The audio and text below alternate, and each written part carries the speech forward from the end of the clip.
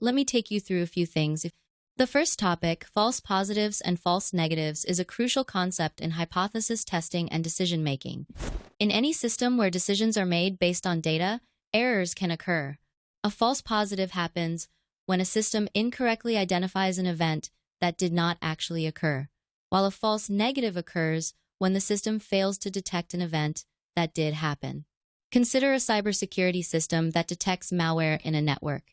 If the system falsely flags a legitimate file as malicious, that is a false positive. On the other hand, if it fails to detect an actual virus, that is a false negative.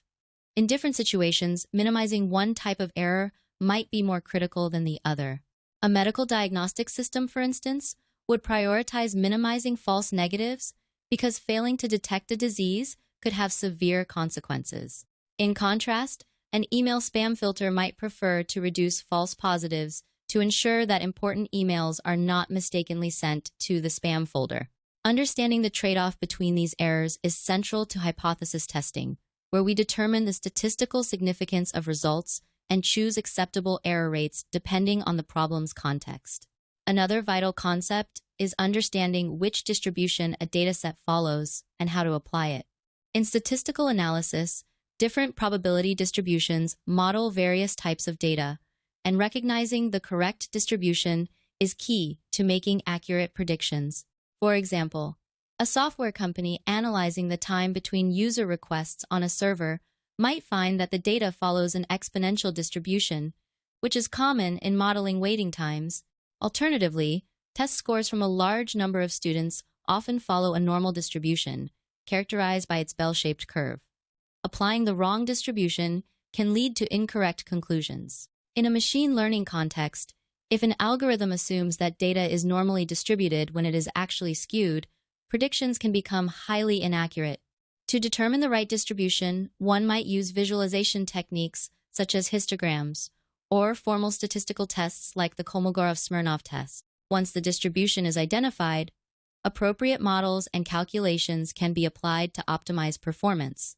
The final concept we should know is the theory of sampling and how to predict whether people will accept a product or software when it scales up. Before launching software to a global audience, developers often conduct user testing on a small sample of potential users. If this sample is not representative of the larger population, the results may be misleading.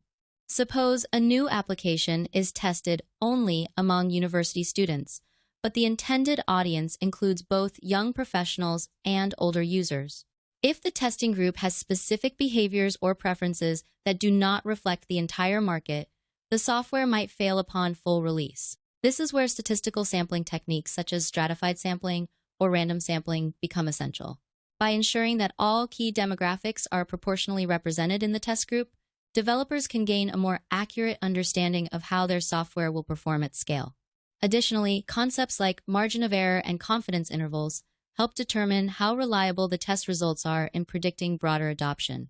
Companies like Google and Facebook frequently use A/B testing, a form of statistical sampling, to compare different versions of their products before a full-scale launch. The reliability of data-driven conclusions depends on external validity, which ensures that findings can be applied beyond the sample studied.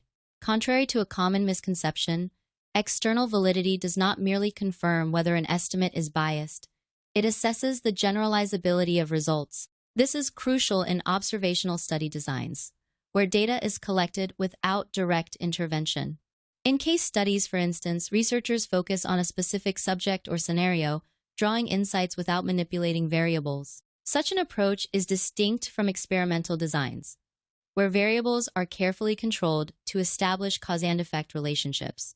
In some studies, data is analyzed at a broader level.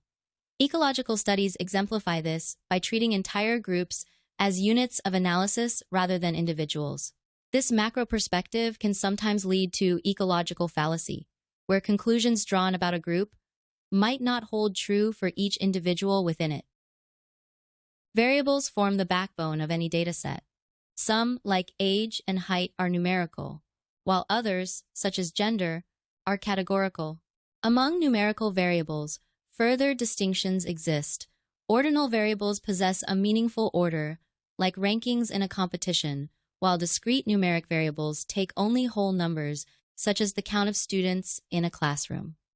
Another key statistical concept is probability distribution, which describes how values in a dataset are spread. The normal distribution, or Gaussian distribution, is one of the most important distributions in statistics due to its symmetric bell-shaped curve. This distribution is characterized by two parameters: the mean, which determines the center, and the standard deviation, which defines the spread of data. Many natural and social phenomena follow a normal distribution, making it essential for inferential statistics. The standard normal distribution is a special case where the mean is 0 and the standard deviation is 1. To standardize any given observation from a normal distribution, we use the formula z equals the obs minus the mean all over the standard deviation, which transforms data into a standard normal scale. Hypothesis testing is another cornerstone of statistical analysis, used to make decisions based on sample data. The null hypothesis, H0, represents the assumption that there is no effect or difference, while the alternative hypothesis, H1, suggests otherwise. In hypothesis testing, we assume the null hypothesis is true until evidence suggests otherwise. The decision to reject or fail to reject the null hypothesis depends on the probability of observing the given data under H0. This probability is known as the p-value. If the p-value is sufficiently small, typically below 0.05, we reject H0 in favor of H1. In cases where the population standard deviation is unknown or the sample size is small, the t-distribution is used instead of the normal distribution. The t-distribution resembles the normal distribution but has heavier tails, reflecting greater uncertainty in smaller samples. The confidence interval, a range of values within which the population parameter is likely to fall, is also affected by whether we use the normal or t-distribution. A 95% confidence interval, for instance, suggests that we are 95% confident that the interval contains the true population mean. The central limit theorem, CLT, plays a fundamental role in statistical inference. It states that, regardless of the population's original distribution, the sampling distribution of the sample mean approaches a normal distribution as the sample size increases. This theorem is crucial because it allows us to make predictions about a population based on a sample, provided the sample is sufficiently large and independent. It ensures that hypothesis testing and confidence interval estimation remain valid even when the underlying data is not normally distributed. When estimating a population parameter, such as the mean, statisticians calculate the standard error, which measures the precision of the sample mean as an estimate of the population mean. The standard error is given by the standard deviation divided by the square root of the sample size. Increasing the sample size reduces the standard error, improving the accuracy of the estimate. This principle underscores why larger samples are preferred in research studies.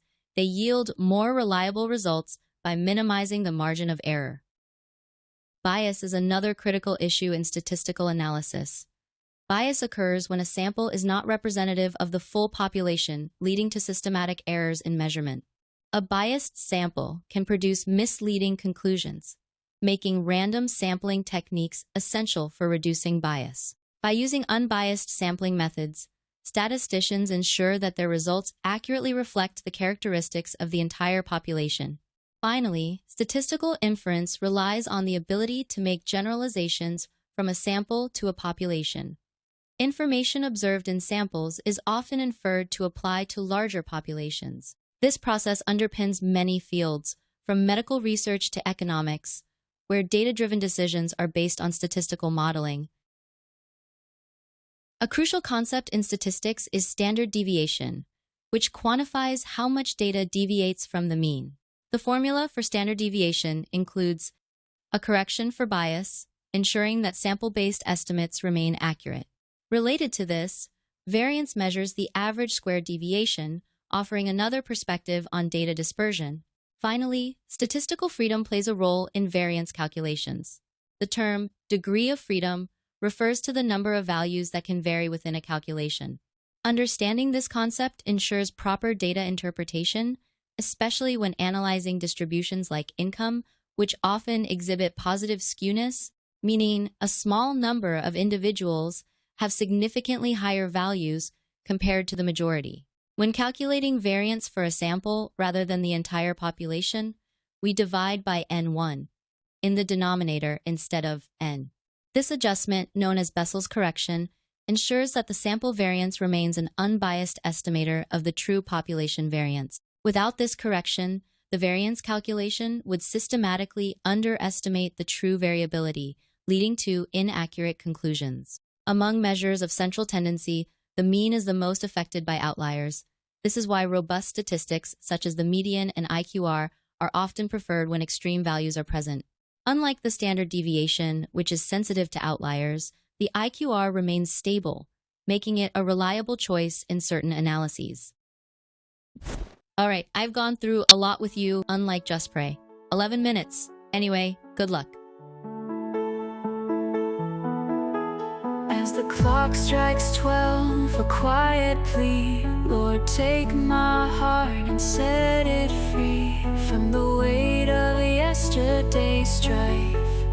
Renew my soul, breathe new life. You've walked before me, you've paved the way. In every shadow, your light will stay. This is my